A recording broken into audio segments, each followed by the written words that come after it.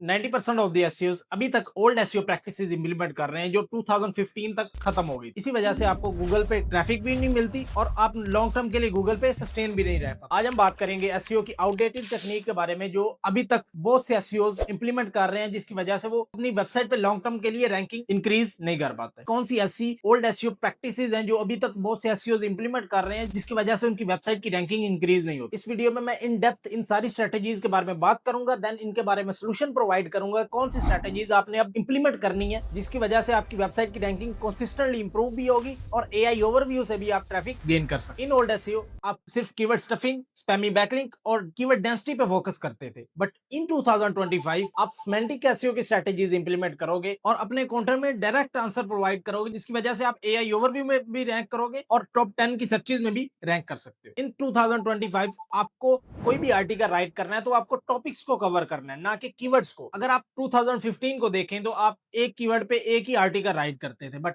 अभी आप एक आर्टिकल जब राइट करते हो किसी टॉपिक पे तो आपका एक ही आर्टिकल थाउजेंड्स ऑफ कीवर्ड पे रैंक करता है। ये मैंने एक ऊपर से यूआरएल सेलेक्ट किया है, only one URL 1000 plus keywords पे रैंक कर रहा है और एक यूआरएल लास्ट 16 मंथ में मुझे 7 लाख के करीब इंप्रेशन और 24K के करीब क्लिक्स दे चुका है। ये सेमेंटिक एसईओ, इस तरह की सेमेंटिक एसईओ की स्ट्रेटेजीज अभी वर्क कर रही हैं। इसके अलावा आप अपनी वेबसाइट पे जीएमबी के रिव्यूज इंबेड कर सकते हो और अपनी वेबसाइट के फुटर में और कॉन्टैक्ट अस पेज पे भी जीएमबी को इंबेड कर सकते हो, जिसकी वजह से आपकी जीएमबी पे भी और आपकी वेबसाइट पे भी बहुत ज्यादा ग्रोथ नजर आएगी आप। और इसके अलावा आपका जो विजिटर आता है उसका भी ट्रस्ट इंक्रीज होता है आपके गूगल के रिव्यूज देख के। इसके अलावा आप अपनी ब्लॉग्स में ट्रस्ट भी इंक्रीज कर सकते हो अपनी ऑथर बायो ऐड करके, और गूगल भी आपको ट्रस्ट वर्दी समझेगा अगर आप अपने सोशल मीडिया भी इंक्लूड करते हो और अपनी ब्लॉग पोस्ट में रियल टाइम एक्सपीरियंस भी ऐड करते हो। आपके ब्लॉग से ये शो होना चाहिए कि आपने इस चीज को खुद एक्सपीरियंस किया है। इसके अलावा आपका अगर लोकल बिजनेस है या ई कॉमर्स स्टोर है, आप अपने रेलिवेंट स्कीमा मार्कअप्स इंप्लीमेंट कर सकते हो। ये आपको गूगल पे रिच शो करवाएगा और मल्टीपल जगह पे भी आपको रैंक करवाने में हेल्प करेगा। Why old SEO practices is dead now? In old SEO हम outdated keyword research strategies implement करते थे। ओनली एक कीवर्ड पे हम फुल ब्लॉग राइट करते थे, बट अभी आपको टॉपिक्स को कवर करना पड़ता है। टॉपिक्स के रिलेटेड कीवर्ड रिसर्च करनी पड़ती है, देन उसमें कीवर्ड क्लस्टरिंग करके उसके रिलेटेड एनएलपी, एलएसआई और रिलेटेड सेमेंटिक्स को कवर करते हैं अपने किसी भी एक ब्लॉग पोस्ट में। इन ओल्ड एसईओ हम स्पैमिंग बैकलिंक्स क्रिएट करते थे, बट अभी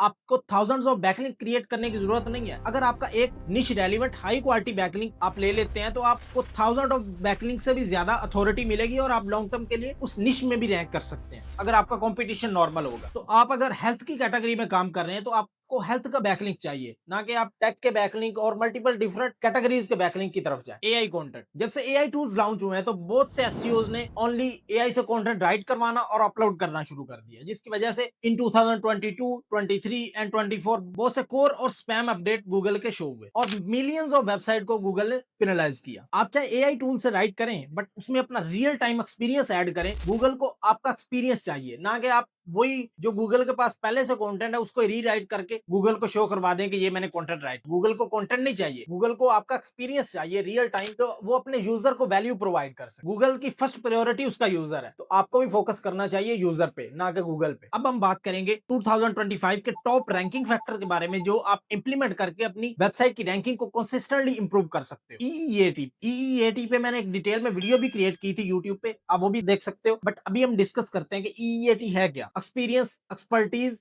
अथॉरिटेटिवनेस और ट्रस्टवर्दीनेस। आपको ये सारा कुछ अपने कंटेंट में शो करवाना पड़ता है, जिसकी वजह से गूगल आपको लॉन्ग टर्म के लिए सब पे रैंक करता है। Entity based topical relevance. Entity क्या है? एंटिटी कोई भी एक वर्ड होता है जो आप अपने कंटेंट में मस्ट यूज करते हैं, जिसकी वजह से आपके कंटेंट की रेलेवेंस इंक्रीज होती है और गूगल आपको किसी भी रेलेवेंस को शो करवाते हुए रैंक करता है। अब ये एंटिटीज आपको कैसे मिलेंगी किसी भी ब्लॉग पोस्ट के रिलेटेड? इसके लिए आप मल्टीपल पेड टूल भी यूज कर सकते हो, फ्रेज और सर्फर एसईओ जैसे, बट गूगल का फ्री एनएलपी टूल भी है, जिसके लिए मैंने एक अलग से वीडियो भी क्रिएट की है, जो आप गूगल एनएलपी टूल सर्च करके भी उसको देख सकते हैं। आप अपने कंटेंट के रिलेटेड एनएलपी भी वहां से निकाल के और अपने कंटेंट में यूज करें, जिसकी वजह से आप थाउजेंड्स ऑफ कीवर्ड पे रैंक कर सकते हैं। इसके अलावा आप अपने कंटेंट का सेंटीमेंट और कंटेंट की पॉजिटिविटी और नेगेटिविटी भी वहां से चेक कर सकते हैं, जिसकी वजह से आपको अपने कंटेंट के बारे में पता भी चल जाएगा अपलोड करने से पहले ये कंटेंट किस सेंटीमेंट्स को कवर कर रहा है। मैक्सिमम आपका कंटेंट पॉजिटिव होना चाहिए, नेगेटिविटी का सिग्नल आपके कंटेंट में बहुत कम होना चाहिए। ऑलवेज फर्स्ट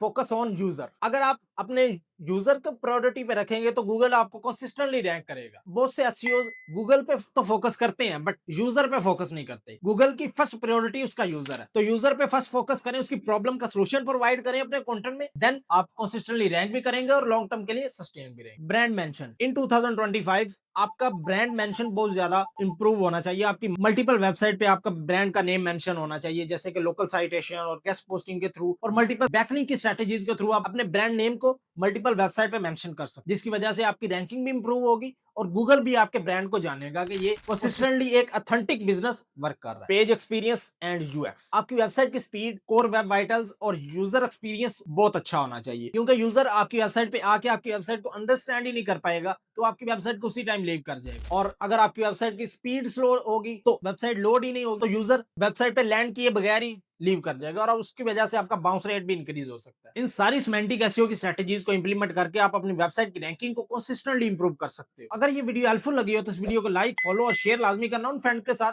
जो लेटेस्ट सिमेंटिक एसईओ की स्ट्रेटजीज लर्न करना चाहते हैं।